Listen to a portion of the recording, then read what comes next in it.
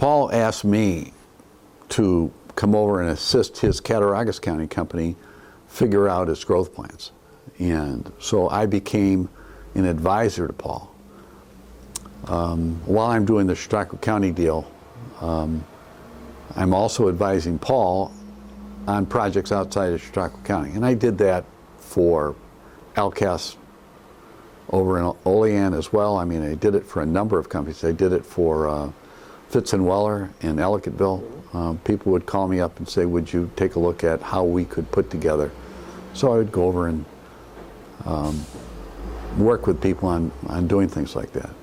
Well, we came to the conclusion that we needed, if we were going to implement the plan that of growth plans, that we needed to find a site. So we looked at a site in Olean. We looked at a site. Paul wanted it close to where he was now. They fell in love with Chautauqua Lake, and so having fallen in love with living on Chautauqua Lake, Paul and Debbie, his wife, it was pretty clear that they wanted to be in the Jamestown area. We had built the Mason Industrial Park in anticipation of a large company like that. So I told Paul at the time, I said, I've got to take my assist Paul Bush hat off, and I've got to strictly act as an IDA guy, because now you're in my territory. And I'll become a different type of an advisor for you, and we'll put together a deal. And we'll put together a plan to locate Bush Industries in Chautauqua County, and that's what we did. So state was a big part of it. They were in a position at that time to play a major role. Mario Cuomo was governor. We built a rail line up to the site. We built an addition to the road up to the site. We did a significant piece of the financing, a lot of the money, through the IDA, and built that 500,000 square foot facility up there. And it became the cornerstone of Bush's growth for years and years and years. And then ultimately Bush went public and bought companies all over the world and became very successful until they had one bad year. And then it all changed. Right. But nobody knows how it changed. Nobody knows what really happened. Yeah. I do. Okay. You want to talk about it?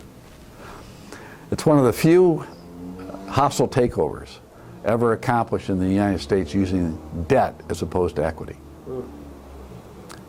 One of the top officials of Bush Industries, not Paul, had signed a loan agreement with the 8 banks that were the primary lenders, headed up by Chase, that all the banks had to agree with the deal, that they couldn't fund the annual appropriation without all the banks agreeing.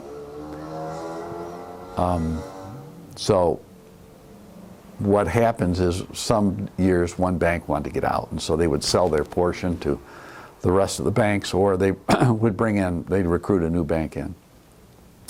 But we had a conglomeration of banks. Some of them have as few as $5 million of the credit, and Chase had $50 million of the credit. We had $120 million total line of credit. But it was that provision in the loan agreement which said all the banks have to agree or none of the banks can fund the loan. The year that we had our one loss out of all those years, one of the banks wanted out. They were a very small bank, and they were up in New England. Well, DDJ, a vulture capitalist company, got wind of it, did a little study, and figured that they could take over Bush Industries by buying that piece of the debt and then refusing to fund the deal. And that's what they did. They bought the debt, they came in, sat at the table, looked at all the banks and said, we're not funding our portion and you can't fund it either. So you might as well sell it to us at a discount because we're taking the company over. So, because Bush won't have the funds to operate, and we're going to force them into bankruptcy. And that's exactly what happened. Now, were there ways to fight that? There were. There were ways to fight it. The problem was Paul had just finished having open heart surgery and was weak as a kitten.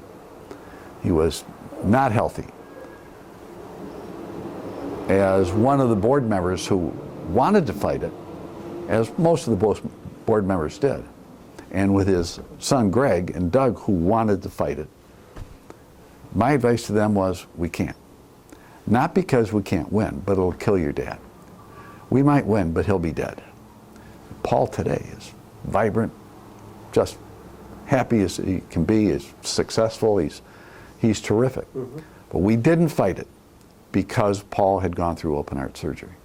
The net effect was DDJ bought all the debt out at a discounted price from all the other banks, foreclosed on the company, threw all the shareholders out, including Paul, especially Paul, including me and others, and reorganized the company, brought their own management team in, and until today, where it's now again locally owned by others, was not successful. They didn't have furniture people.